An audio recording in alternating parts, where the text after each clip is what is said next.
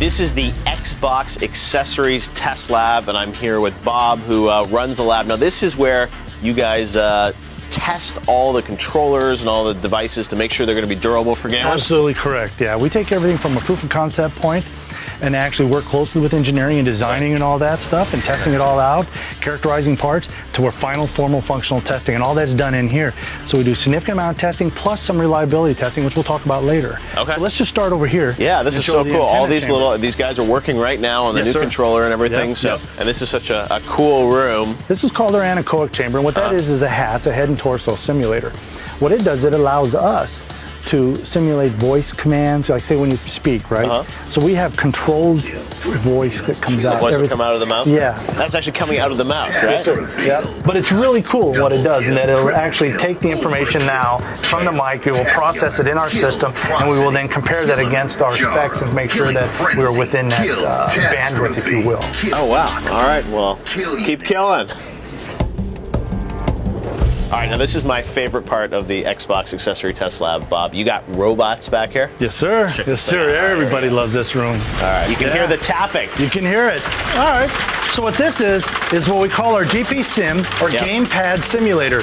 We actually run through a series of tests where we will press every button a minimum of 2 million times. And the objective there is to look for failure. Yeah. Because I want to know really where my failure point is. And to be honest with you, we have yet to find that point.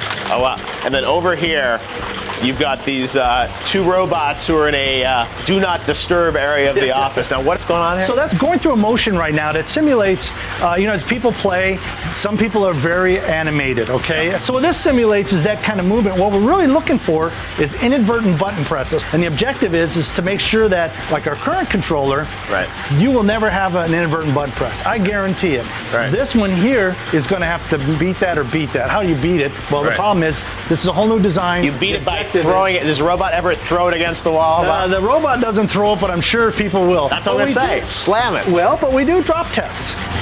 My objective is to catch everything I can in here.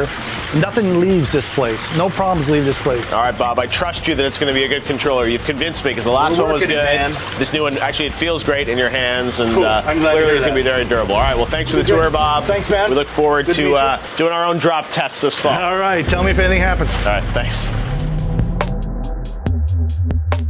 This right here is the Xbox Operations Center, and I'm here with E, as everyone knows online, the man who helps Xbox stay alive and running for 46 million fans around the world who are connected to it. So this place, you don't normally let cameras in here, but this is the nerve center of Xbox Live? It's a special occasion. Right. So here we are in what's really our version of NASA Mission Control. Okay. This is where we watch it all happen.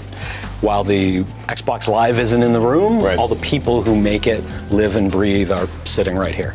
There have been a lot of things that people have wanted from Xbox Live, and now you're giving them some of what they want. Right? Yes, probably, I think the one people will be most excited about, a larger friends list. Right. People have been asking for years, when is it going to be larger than 100? And it's something we've been working on. It just took a lot of work under the covers to get there, and now we're going to be there, and it's going to be great. All right, so you're going to have more friends. Also, another big change is that you're going to be able to use your real name if you want, right? With your friends, but you can still keep your gamer tag, and gamer score continues right on. Yes, gamer score comes right along. Okay. No need to start over. You can, if you want to, if you'd rather be known by your gamer tag, in my case E, you can do that. Yeah. If you'd rather be known by your name, you can do that too. Now, another thing that I just heard about, which is cool, is that achievements are not going to be limited just to 1,000. You're also going to have achievements that will be sort of over time. Publishers can actually scale them to different achievements based on what people are actually doing in the game.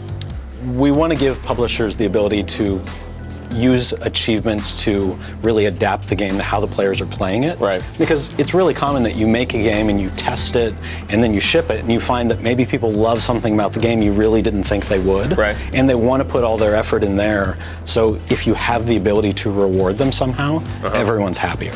So we're really taking achievements to the next level and adding in a lot of flexibility that just wasn't there before. Excellent. All right. Well, thank you for the look at XOC.